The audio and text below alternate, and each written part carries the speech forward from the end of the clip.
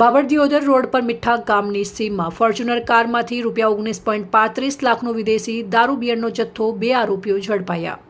AP Chaudhary police inspector LCB વાવથરાદના માર્ગદર્શન હેઠળ કાર્યવાહી કરવામાં આવી હતી। એલસીબી વાવથરાદના પોલીસ સ્ટાફ સાથે બાબર પોલીસ સ્ટેશન વિસ્તારમાં પ્રોહિબિશન અને જુગારના ગુનાઓ શોધવા પેટ્રોલિંગમાં હતા।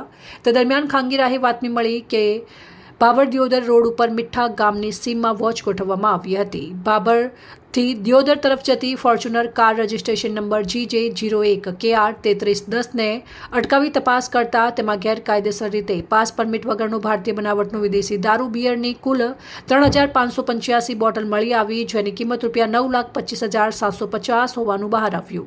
આ ઉપરાંત 2 મોબાઈલ ફોન કિંમત ₹10,000, ફોર્ચ્યુનર કાર કિંમત ₹10 લાખ મળીને કુલ 19,35,750નો મુદ્દામાલ કબજે કરવામાં આવ્યો હતો।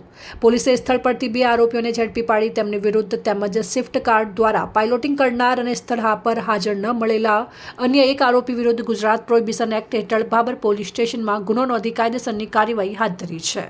ઝડપાયેલા આરોપીઓમાં જોરસિંહ ગુમાનસિંહ વાઘેલા, ઉંમર 35 વર્ષ, રહેવાસી રાવળવાસ, તાલુકો દાંતીવાડા, જિલ્લો બનાસકાંઠા; ઉદિતસિંહ માનભા રાઠોડ, ઉંમર 19 વર્ષ, રહેવાસી ભાભર જૂના ધનાબાનો માઢ, તાલુકો ભાભર, જિલ્લો વાવથરાદ એલસીબીની આ કામગીરીથી જિલ્લામાં દારૂના ગેરકાયદેસર વેપાર સાથે સંકળાયેલા તત્વોમાં ફફડાટ વ્યાપી ગયો છે। અહેવાલ ગોપાલ પૂજારા, સંબંધ ભારત ન્યૂઝ, ભાભર, વાવથરાદ।